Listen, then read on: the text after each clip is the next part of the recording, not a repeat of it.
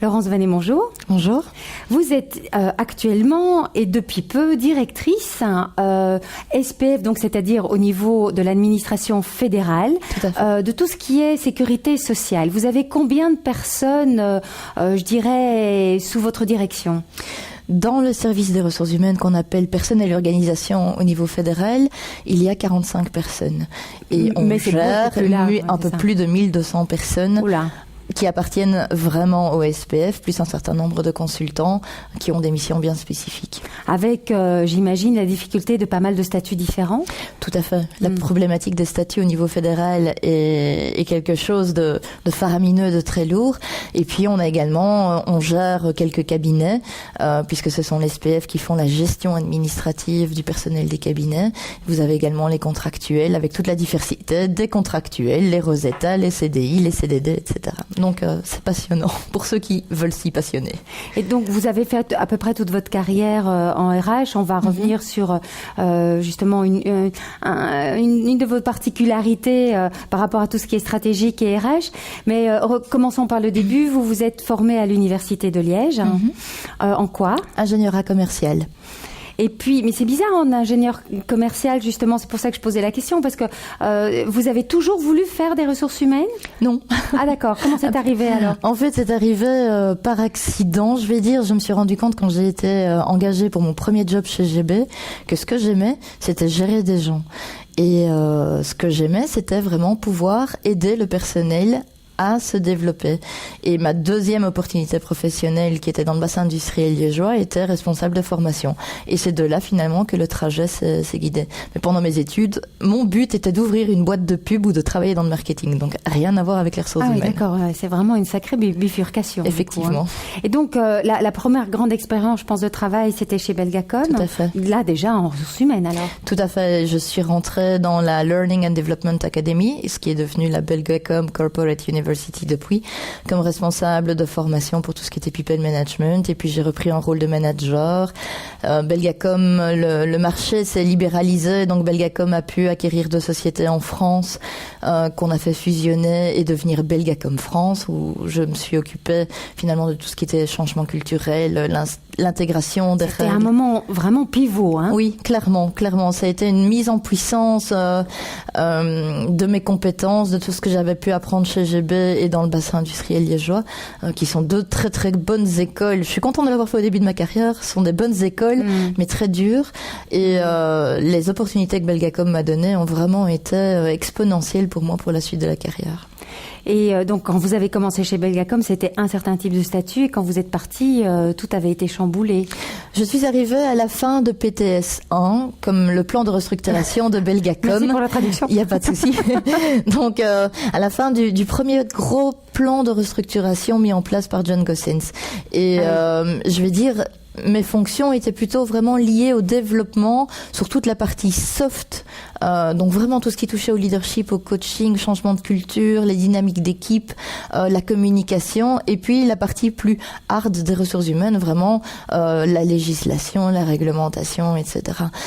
Donc je me suis assez peu occupée de toute la partie statutaire, évolution des statuts, mais à nouveau c'était une société qui était en pleine restructuration, en pleine dynamique de changement, et donc d'autres sources d'apprentissage qui étaient à côté de mon job et du contenu de fonction en tant que tel. C'est probablement ça aussi qui vous a donné justement ce goût de lier les ressources humaines avec la stratégie. Hein. Oui, tout à fait. Lorsque je suis passée de Belgacom à DB Associates, qui était une petite boîte belge, qui a d'ailleurs été boîte de l'année, société de l'année, spécialisée dans le conseil en environnement de travail et en immobilier tertiaire, clairement, on m'a donné tout de suite une place stratégique autour de la table dans le comité de direction. On considérait les ressources humaines comme un vrai levier pour faire évoluer la société. Par le rachat ? Non, pas spécialement. Au départ, Guy Berdel-Marmol était le directeur des ressources. C'était lui. Oui, tout à fait. Il est devenu écrivain. Oui, il a écrit un très très bon bouquin sur le développement personnel. Et Tomber plus haut, c'est pas ça ? Oui, tout à fait. J'adore ce titre. Et mais le bonhomme est aussi adorable que ça. Et en tant que patron, c'est vraiment c'est une joie de pouvoir travailler pour quelqu'un comme lui. Et donc, on a connu l'expansion internationale. Il m'a permis de développer une compétence qui était liée à l'environnement de travail aux ressources humaines et donc agir au niveau complètement stratégique pour changer des sociétés à travers l'environnement de travail et permettre aux personnes de mieux se sentir au quotidien, d'avoir plus de prise sur la flexibilité de leur environnement de travail quand on est au bureau, mais aussi sur leur temps de travail, et donc quelque part d'être beaucoup plus performant. Et puis, ce cheminement m'a permis d'arriver chez IBA. Ah voilà, c'est une autre belle histoire belge. Tout à fait. Une autre success story, absolument. Autre société de l'année, mais là c'est de la très haute technologie médicale, donc rien à voir en termes de contenu de secteur, contenu d'activité. Et mais là, je n'avais connu jusqu'à présent que des restructurations, des sociétés qui étaient en profonde refonte. Et là, c'était tout le contraire. On était 700 quand je suis arrivée et 2200 quand j'ai quitté. Donc énorme. Vraiment, à ne pas savoir suivre, justement. Un travail. Mais qui vous a donné en même temps beaucoup de visibilité en parallèle, ce qui a permis, par vos compétences et cette visibilité, d'être nommé manager, HR manager de l'année. Oui, tout à fait. Et puis ensuite aussi par l'équipe. L'équipe a d'abord été nommée. D'abord l'équipe et puis vous. Et puis moi-même, oui, tout à fait. Donc, des belles reconnaissances de la part de la profession. Même si l'élection en tant que manager de l'année n'était pas là, j'étais déjà tellement heureuse de pouvoir être dans la shortlist. C'était extrêmement agréable, un moment très très chouette de ma carrière. Et puis vous faites un changement soudain, je dirais, inopiné, c'est de passer d'une success story belge, d'une société en pleine croissance, à un service public fédéral. Donc, comme on disait en début d'interview, celui consacré à la sécurité sociale. Pourquoi être passé du secteur privé, je dirais même d'une moyenne entreprise, à une énorme machine publique? Différents éléments ont poussé ce choix. Il y a un premier élément qui est vraiment le niveau privé. J'avais vraiment envie et besoin de mieux équilibrer ma vie privée et ma vie professionnelle. J'avais envie de revenir en Belgique parce que chez IBA, j'étais au niveau du groupe. On était sur 3 continents, dans 12 pays qu'il fallait visiter régulièrement. Vous étiez tout le temps dans les avions. Voilà. Donc, je vivais dans les aéroports. Ce qui n'était pas mon but. Quand j'ai eu mon enfant, le petit Victor qui a maintenant 3 ans et demi, ça a été ma première révolution. Et donc là, j'ai vraiment commencé à me poser beaucoup plus en Belgique et piloter les ressources humaines depuis Louvain-la-Neuve, beaucoup plus que de voyager lorsque c'était nécessaire. Et puis me dire non, finalement, c'est pas encore assez. J'ai envie de retrouver un environnement de travail vraiment flexible. Donc ça peut paraître antagoniste de mettre le fédéral à côté de ça. Mais le SPF Sécurité Sociale a été complètement modifié dans son environnement de travail par la société dont j'ai été directrice des ressources humaines pendant 4 ans, DB Associates. Et donc je retrouve un environnement de travail qui est extrêmement moderne. Aucune personne, ni le président, ni qui que ce soit dans la société, à part les réceptionnistes au hall d'accueil, n'ont un bureau dédicacé. On peut faire 2 jours de télétravail comme depuis la maison. Chez Siemens, exactement, chez Dexia. Exactement.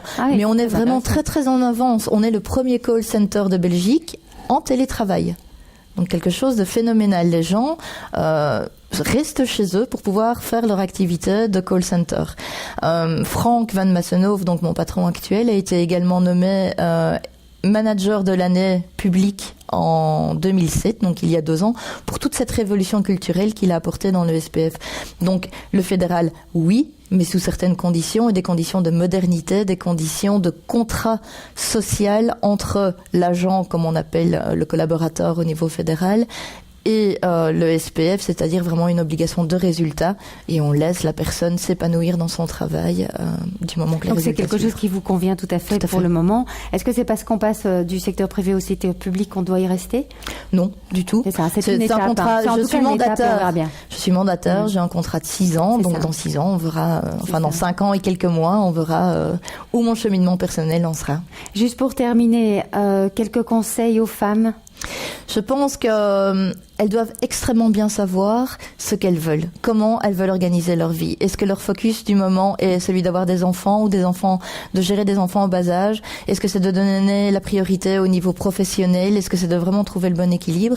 Et à partir du moment où elles ont la réponse à cette question, c'est de se dire, ok, dans quel environnement est-ce que je vais m'évanouir, avec quel type de boss, avec quel type de collaborateur, pour quelle culture, est-ce que ce que produit en termes de produits ou services ma société correspond à mes valeurs personnelles. C'est en phase avec moi. Et quand on a les réponses à ces questions-là, en général, la solution arrive toute seule, parce que vous en parlez autour de vous et automatiquement le réseau se met en action et on finit par trouver chaussure à son pied. Ne pas rester isolé, c'est aussi donc C'est une condition fondamentale. Clairement. Et on peut effectivement changer d'option plusieurs fois dans sa carrière désormais. Merci beaucoup Laurence Vanet pour cette interview très intéressante. Je vous en prie.